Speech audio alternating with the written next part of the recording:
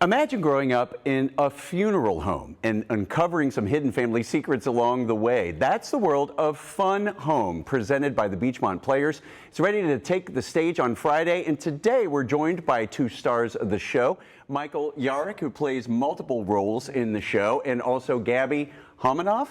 Hopefully, did I get it right? Perfect. Brings the character of Joan to life. So good morning to both of you. Thanks for being here. Good morning. Thanks for having us. It sounds like an interesting premise here. How would you describe Fun Home in the story for those who might be unfamiliar? Yeah, take that one. Well, Fun Home is based on a graphic novel of the same name by Alison Bechtel, who is a cartoonist, and it follows her life through 3 different time periods, from her childhood growing up in her family's funeral home to her college years at Oberlin, and through her adulthood looking back on her life and how it's shaped her to be the person she is. And it takes her through all of the loss and coming of age moments, her coming out story, grappling with not only her sexuality but her father's sexuality, and all of the complexities that come with her family relationships. Wow. Well, speaking of complexities, Michael, I know you play a number of roles from characters like Roy to Pete, right? Yep. Good name character for sure. How do you keep each character sort of separate, and what do you enjoy the most about that challenge as an actor? Yeah, for me, a lot, like physicality, that's where it starts. So like if each character has a different posture or a way that they carry themselves, like some it's like pelvis forward, sometimes it's like I'm really floaty and jumpy because I'm a younger guy, you know. Yeah, I think it's a lot of fun. The crew has put a lot of like work into very distinct costumes to separate them too. The director, Arlene, who's great, she really wants those all to feel like a radically different person. Like, let it be a surprise when you realize that it's all the same person. You know? Yeah, So, nice. yeah, it's been a blast. Well, and Gabby, I know that your character really plays an important role in Allison's self-discovery. Can you talk a little bit about that relationship and what it's like for you to play Joan? Yeah, absolutely. So Joan is introduced during Allison's college years, and she meets Allison outside of the gay union on campus. And she is really instrumental in helping Allison figure out who she is, not only her sexuality, but just as a person, and how that influences the rest of her life.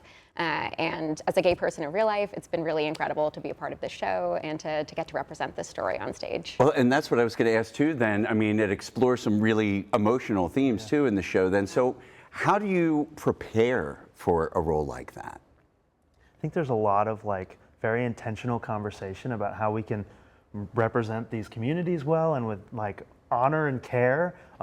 This is the story of somebody's actual life, right? So like there's even a higher degree of like make sure we really know what we're saying, why we're saying it, like all the different thought processes that go into it. So. Yeah, I also think we have a really wonderful cast that's really close on and off stage. Yeah. And it's really great to be able to feel that support when you're doing these really heavy scenes. Even I'm in a lot more of the lighter scenes that bring a lot more like comic relief to the show. And I think it's really important to have everyone support each other, whether you're on stage or back in the green room. So certainly covering the wide range of emotions throughout the show. Absolutely. So if you could think of something, what's one thing that you really hope audiences are going to think about or walk away with after seeing the show? I think one thing that I hope they take away is just that no matter what you've had, this is Allison's life. It's very specific to Alison Bechtel's experience, but I think everyone can relate to being an adult and grappling with their childhood and their family and the complexities that come with that, and loving your parents and also seeing them as fully 3-dimensional human beings. And so I think that is really a universal theme and experience. Yeah, and throughout the show, you have adult Allison kind of narrating her past moments. So I think there's a big through line too of like the regrets we have of like things we could have said or didn't and maybe like weren't ready to say. So I think leaving the show with some sort of sense of like, oh, maybe I do feel empowered to like say some of these things that maybe I'm struggling with. Yeah.